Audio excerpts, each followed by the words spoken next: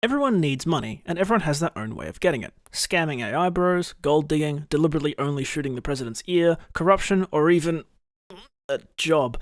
In real life, I find most of my income in abandoned purses on the street, next to screaming ladies with broken ribs, all thanks to my lucky steel bar. In Borderlands though, you get money from basically everything. Enemies have it, lockers have it, bosses release entire GDPs on death, and a dinosaur just handed me 6 figures in wet hundreds. But unlike in real life, where there's no shortage of Katy Perry space trips to fund, Borderlands money has very few uses.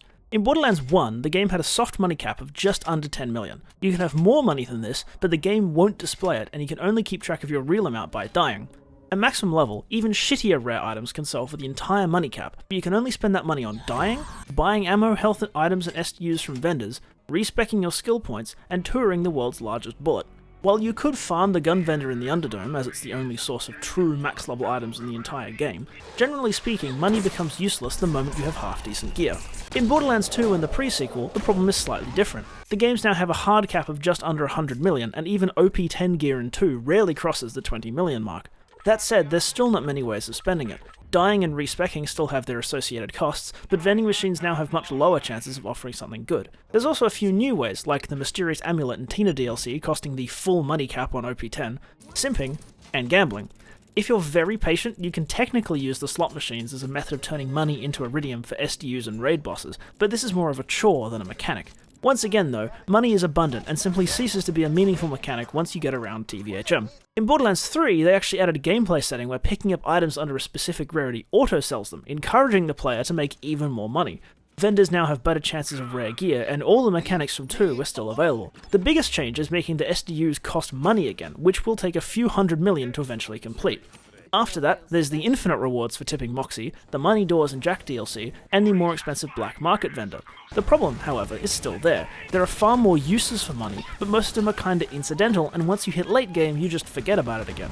But what's the problem with this exactly? Once you run out of things to spend it on, just don't care about it. Let the sound of collecting money sail past your ears like a subtle melody on the wind. I would be more in favour of this if Borderlands didn't insist that money was a genuine reward. Main missions, side missions, chests, challenges, every game in the franchise hands out money like you've got friends at the Fed, but with nothing to really spend it on, players will gravitate to the parts of the game that unlock item drops. Think about it from the perspective of the writers, artists, voice actors and developers who work on these games. The lack of a meaningful reward for many missions means that parts of the game these people poured time into simply cease to be part of future playthroughs for most players. When was the last time you visited Jack's grandmother?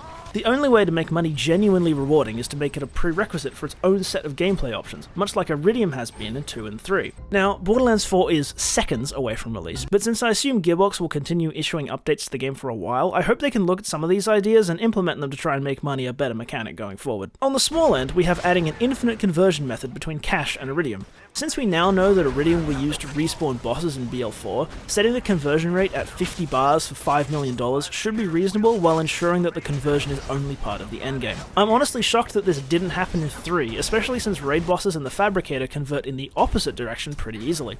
While we're on this topic, how about paying cash at the Encore machine for modifiers to the boss fight in exchange for higher loot chances? Think of these like Borderlands 3's Mayhem modifiers, but confined to a single arena. I handed 100 grand to a shady guy with a soldering iron sitting near the Encore machine, and now the boss only drops purples and above while attacking twice as fast. You can do so much with modifiers like this, and each one will change how players approach replaying the fight. Imagine a modifier where the boss rolls its entire loot table twice in exchange for it having a more powerful shield. Now I need to consider if I have the shock damage and survivability to get through the fight, or if I have to instead make it take longer to find the item that I want.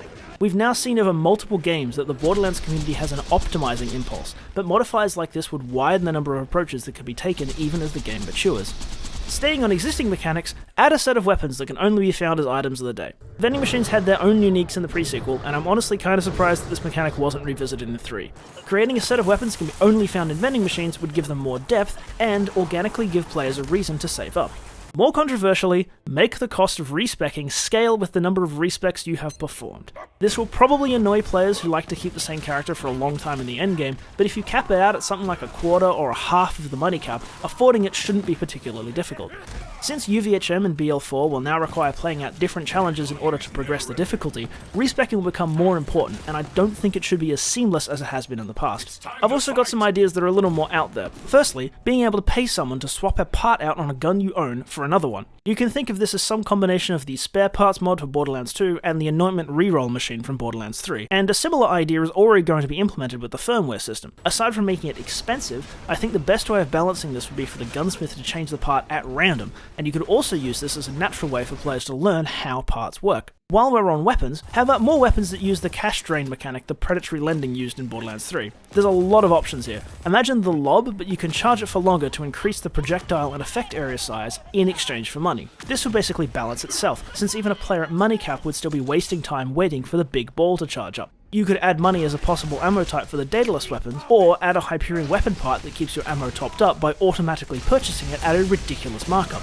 This mechanic deserves more than it got in 3, and I think it has enough depth to be an extra angle for weapon balancing as the game matures. I think my final suggestion will play great with BL4's pseudo-open world. Paying to set your respawn point anywhere you've discovered. This might get overpowered, but having a few restrictions on where you can place it, like no boss arenas, not being able to change it until you use it, or only being able to use that spot once, would give players reasons to not constantly spam it, and would untie players from the respawn machines that have otherwise defined a lot of each game's flow. I really hope that money doesn't end up being a wasted mechanic again. Over the last 15 years, each game has ended up with an endgame awash with useless cash that stops being rewarding, and I hope the devs have finally taken a long hard think about it and not simply assumed the player will work it out again.